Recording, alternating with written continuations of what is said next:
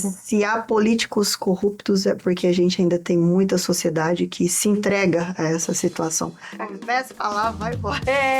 Assim que é bom, né? Quem faz isso são os vagabundos, são os bandidos, com perdão da palavra. Desejo que você deseja. Opa! Eu desejo que você deseja é ótimo. Mas eu falo com todas as letras que depois da minha filha foi a melhor escolha que eu fiz na minha vida. Se não for pra ele, Ai, tá funcionando. então, talvez não era pra eu estar lá.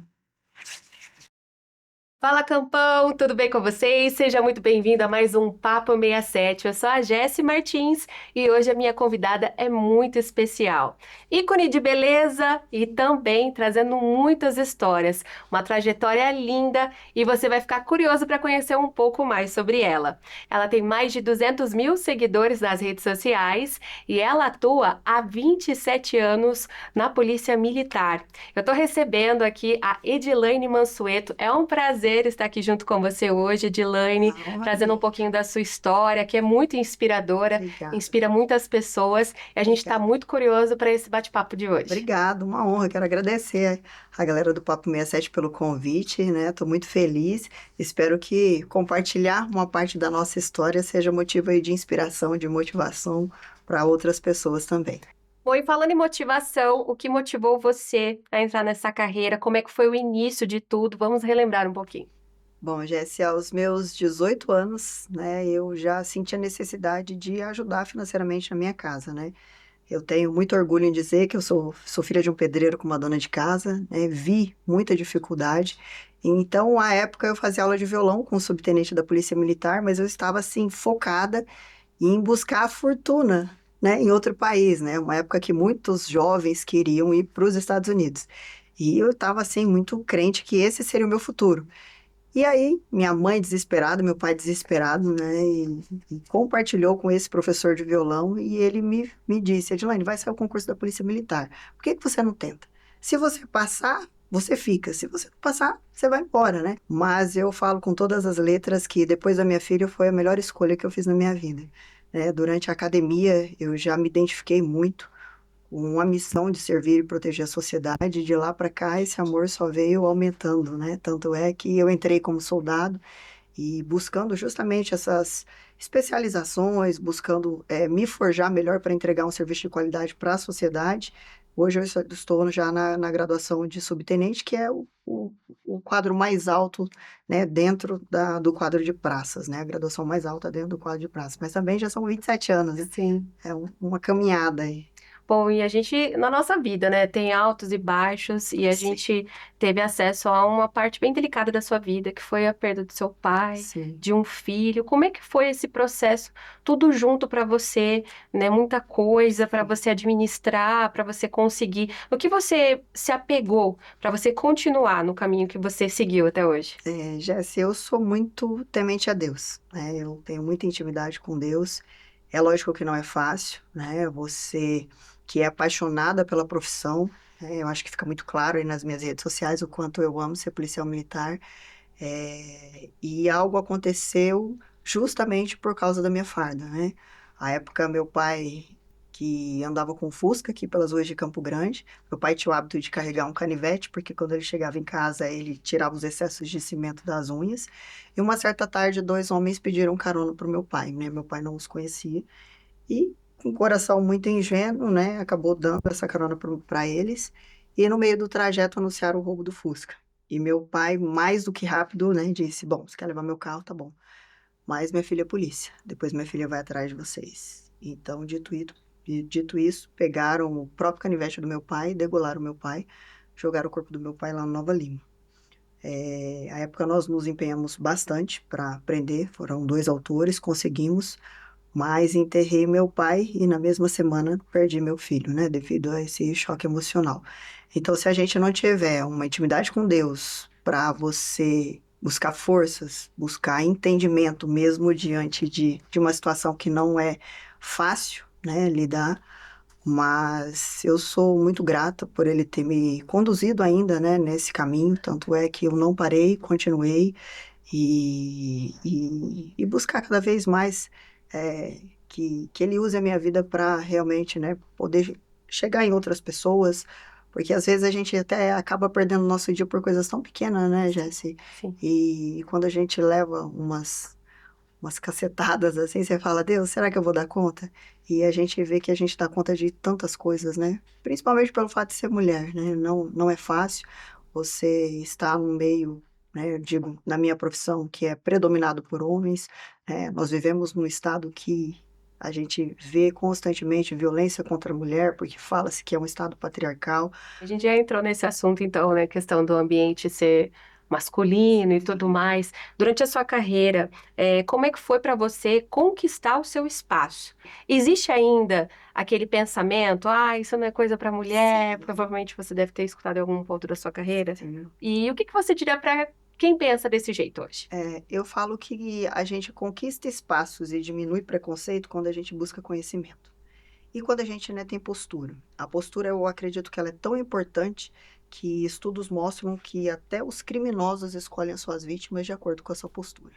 Então, a postura em qualquer ambiente, no ambiente de trabalho, não é diferente, né? Você dizer, não, eu estou aqui, eu não vou abrir mão dessa função, né? Mas mostrando que você tem competência para ali estar. Durante quase esses 27 anos de serviço, eu pude trabalhar 19 anos e meio como segurança de autoridades, né, que é uma das competências da Polícia Militar também. Eu atuei 8 anos fazendo a segurança pessoal do Zeca do PT, depois do André Putinelli, depois do Azambuja, e era só eu de mulher, né? Então, à época, eu fiz 2 cursos na área de segurança de autoridades, fiz uma pós-graduação, então aí não sobra brechas para falar, não, isso aqui você não dá conta, isso Estou aqui muito você não ocupada para isso, consegue. gente. Sempre cuidei muito do meu físico, porque eu acho que é impossível eu fazer um juramento de servir, de proteger a vida da sociedade, se eu não dou conta de proteger a minha. Só que além disso, Jéssica, a gente também precisa cuidar do nosso mental, né? O nosso intelectual, né? Buscar conhecimento, prestar muita atenção nos ambientes que a gente frequenta, né? Tem até uma máxima que já virou muito comum, né? Que nós somos a média das 5 pessoas que a gente mais convive, Sim. então eu tomo muito cuidado com isso.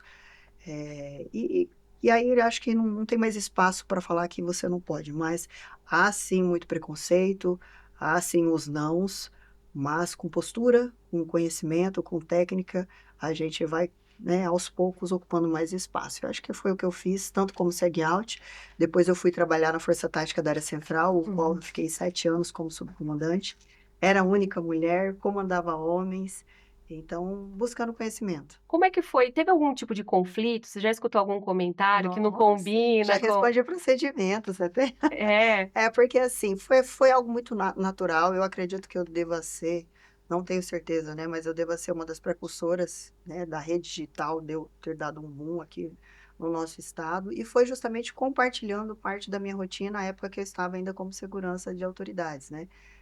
Postava treinamento, corrida, né? Postava algumas coisas da rotina de SEG-Out, né? Acompanhamento das autoridades, o que era permitido divulgar. E eu me recordo que acho que a explosão maior veio justamente num curso que eu fiz, que é o APH Tático, né? Que nos prepara para, como se fosse um primeiro socorro, né? Mas no campo de batalha. E não tinha quase mulheres. E aí, à época, o instrutor falou, Edilene, eu preciso trazer mulheres, fazer um chamamento para as mulheres participarem desses cursos também. E eu falei, então deixa comigo que eu vou tentar ajudar, né? Aí eu consegui levar uma de cada instituição. E lá, durante a nossa instrução, eu pedi pro rapaz que ele faz um vídeo, né? Passando na nossa frente. E eu postei. E fui eu e eu não entendo muito até hoje, mesmo com esses mais de 200 mil, eu não entendo muito aí qual que é o cálculo que se faz. Eu sei que viralizou esse vídeo, explodiu, deu mais de 10 mil comentários, uau. então aí foi cada vez uma crescente.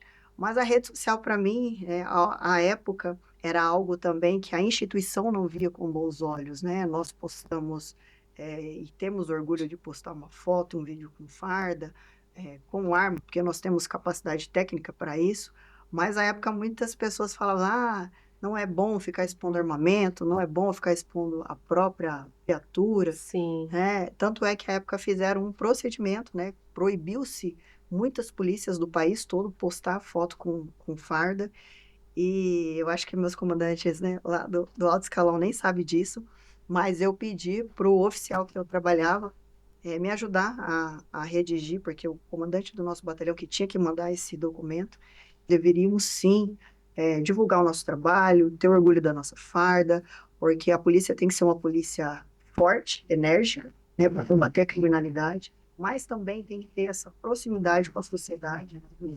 Tantos projetos sociais belíssimos, nós podemos, através da rede social, incentivar, motivar tantos jovens que muitas vezes podem até se perder no mundo do crime a ser um policial, uma bombeira. Então, eu vejo como uma ferramenta belíssima, mas que deve também ter cuidado, ter respeito, porque nós representamos uma instituição, né? Edilene, na sua opinião, o que que é preciso hoje para as mulheres se encorajarem mais a seguir a carreira, né, de uma polícia militar, enfim, de seguir uma carreira? Sim.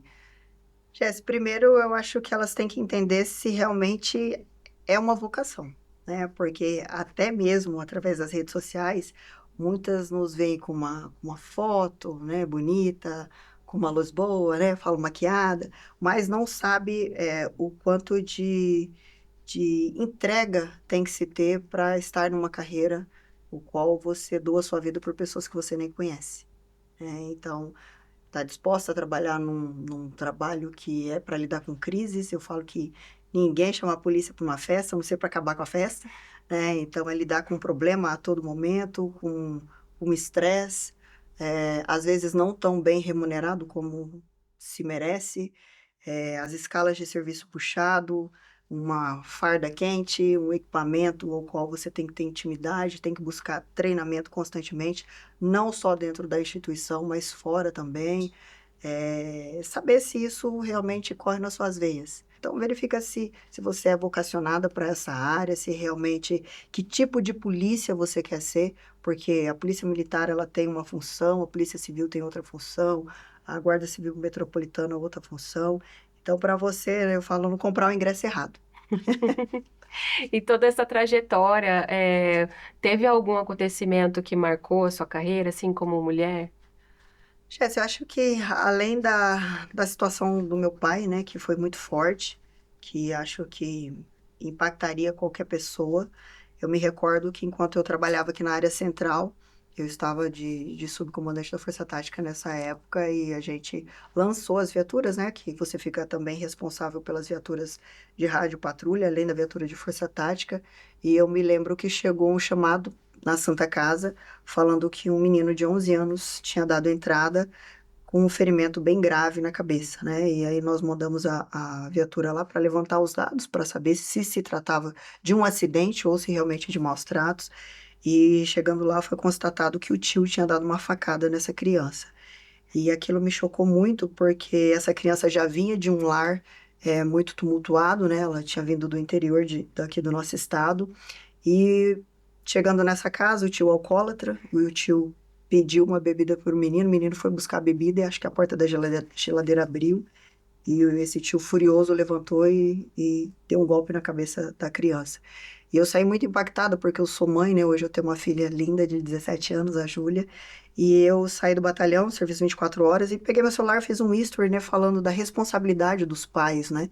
Do cuidado que a gente tem que ter com as nossas crianças.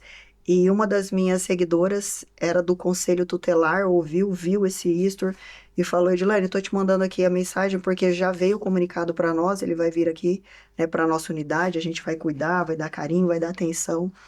E aquilo eu falei: então me deixa levar uma camiseta da Força Tática para essa criança, né? Me deixa levar um pouquinho de carinho, mostrar um outro lado para ele. Eu falei: Edilene, vai dar problema aqui, porque aqui nós temos umas 15 crianças, né? Falei: então você me faz uma listinha com o nome dessas crianças, eu vou mandar personalizar as camisetas e vou aí levar essas camisetas. E aí nós fomos com as viaturas e pedimos, lógico, autorização pro nosso comandante. E chegando lá, eu cheguei no ouvido dessa criança e falei que ele não permitisse que essa cicatriz, né, na cabeça dele e, lógico, na memória, não fosse algo que ele quisesse crescer e devolver na sociedade. Porque muitas vezes, né, nós vamos falar com pessoas que são envolvidas com o mundo do crime e eles querem se vingar de algo que aconteceu lá atrás, né? Ah, foram ruins comigo, então eu vou devolver isso para a sociedade. E eu tive uma palavra com ele, eu falei, eu tô te dando essa camiseta, que se você quiser ser um de nós amanhã, né, você vai ser muito bem-vindo, a família policial vai te abraçar, estude, né, não deixe isso ficar te martelando, te prejudicando. Então, sonhe que eu tenho certeza que você vai ser um excelente profissional. Então, aí todo mundo caiu no choro, foi festa. Então, eu acredito que são ocorrências que nos marcam, porque se a gente quer um futuro melhor, a gente tem que envolver as nossas crianças, os nossos jovens, a educação do nosso país, né? Com certeza marcou bastante. É uma das. Bom, recentemente tivemos o 8º Congresso de Mulheres na Sim, Polícia, você é coordenadora, sim, e esse ano, o que que trouxe de assuntos, né, falando um pouco da importância também desse congresso, né? sim. Nós tivemos 17 palestrantes, já se vieram pessoas de vários estados, mulheres que são referências, né, dentro das suas instituições. Tivemos delegadas, coronéis, né, guardas civis, tinha gente como eu, com 27 anos de serviço, mas também como a Bárbara, que está com menos de um ano, a GCM de Minas, menos de um ano da instituição. Eu acho que essa troca de experiência é muito válida, né, muito é, é, importante, né, para a gente caminhar juntos no mesmo ideal.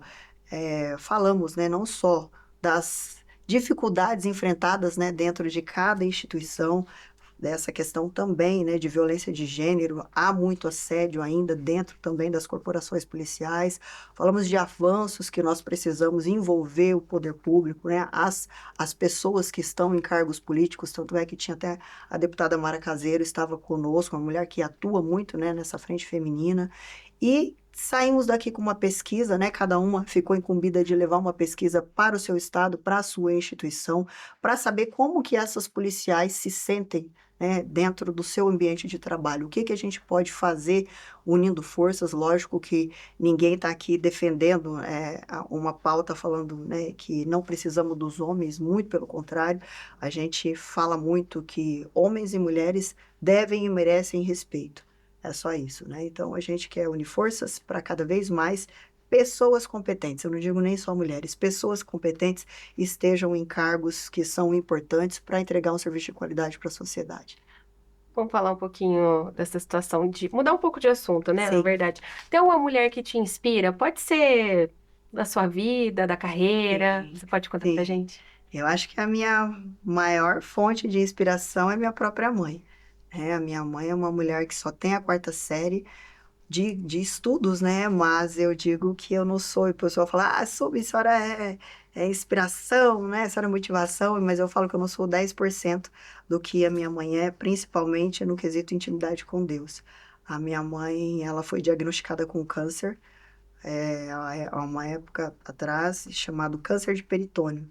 Peritônio é uma membrana que a gente tem que envolve todos os nossos órgãos.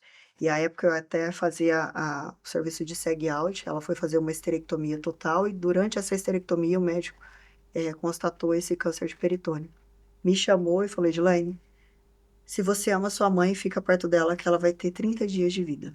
E já se passaram 9 anos, né? E a gente é muito grata a Deus. Não, todos os dias minha mãe acorda, né? Coloca os devocionais, os louvores. Então, acho que tudo que a gente incute na nossa mente de positividade, de objetivos a serem alcançados, de sonhos, eu acho que isso faz uma grande diferença, né, para determinar onde a gente quer chegar.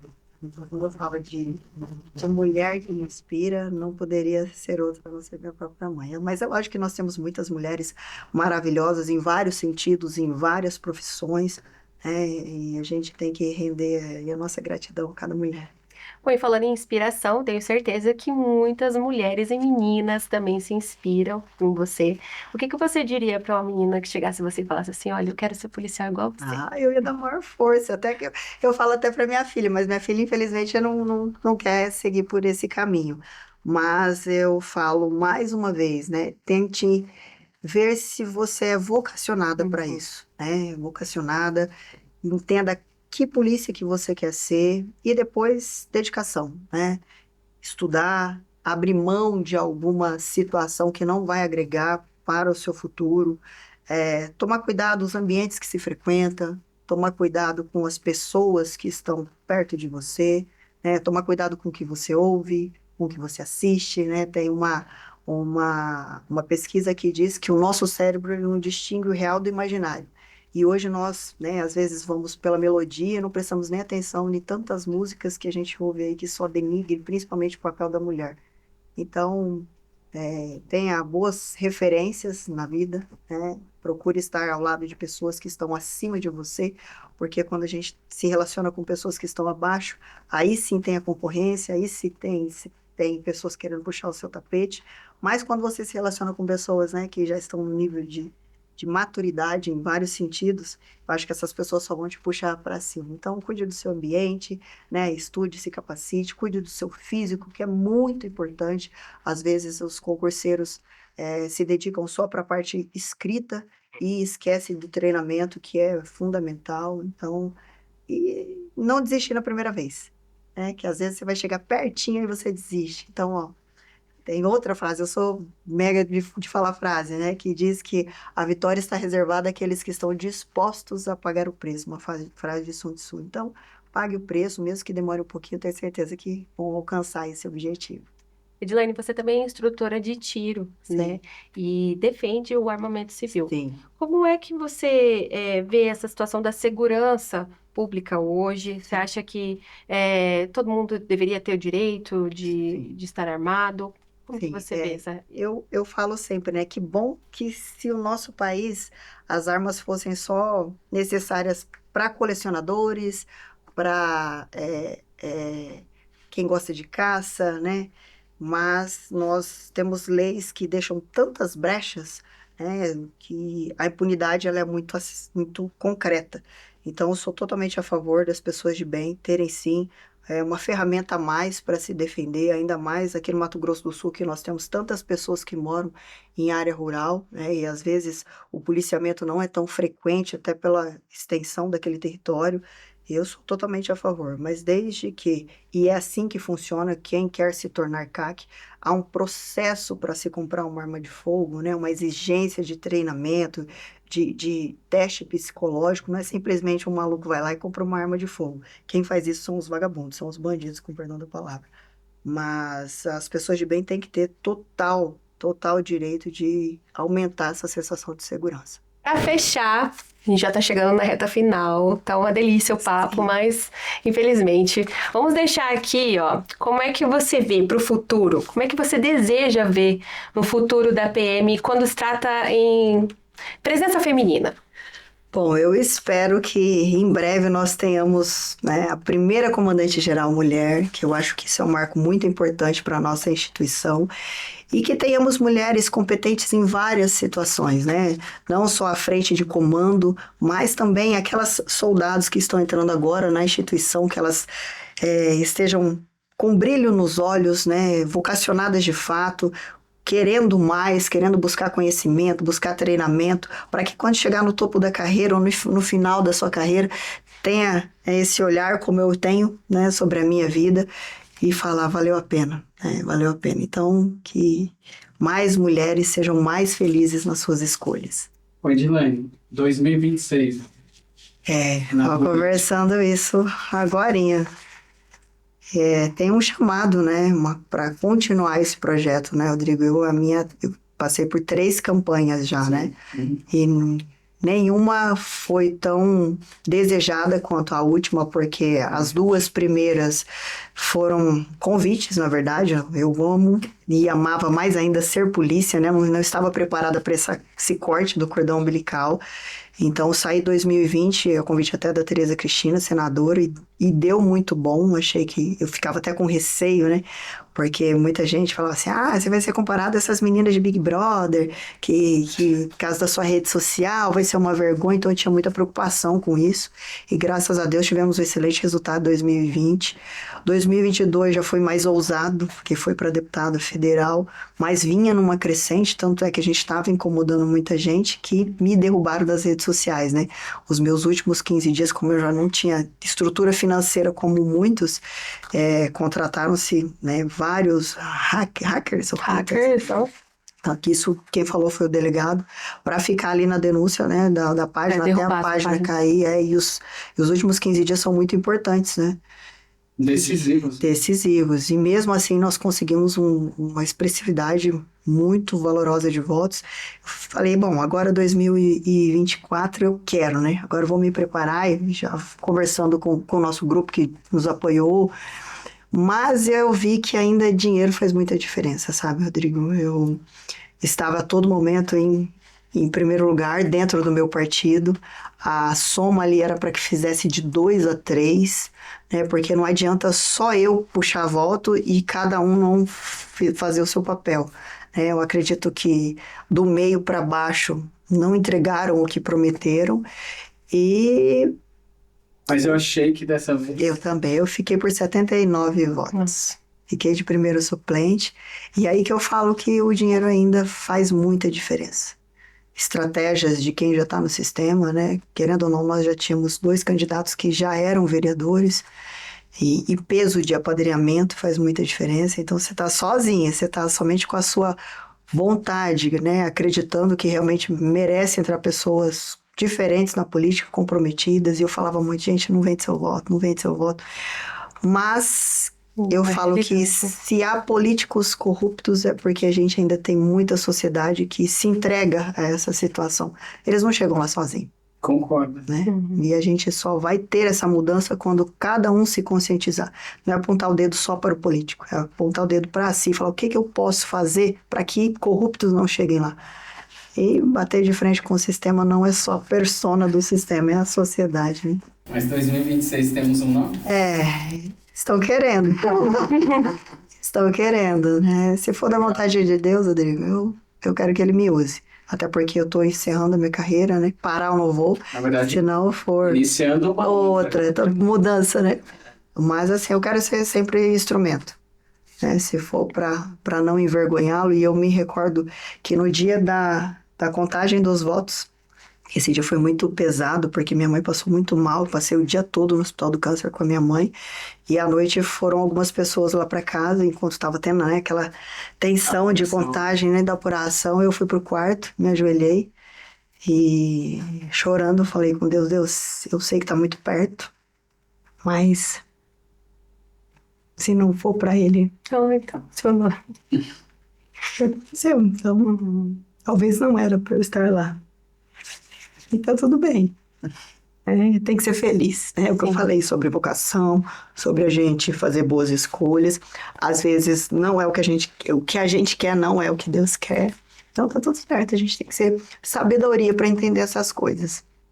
O nosso Papo 67 de hoje foi com ela, Edilene Mansueto. A gente agradece mais uma vez a sua disponibilidade. A gente sabe da correria que é a sua vida. Tirar um tempinho para estar aqui com a gente é muito bom. Obrigada, uma honra poder bater o papo, literalmente, Papo 67. E para quem quiser nos acompanhar nas nossas redes sociais também, @Edilene Mansueto, tem muita dica lá, tanto de trabalho, quanto instrução de tiro, vida saudável e intimidade com Deus. E fique conectada no nosso portal, porque em breve teremos mais Papo 67. Até a próxima.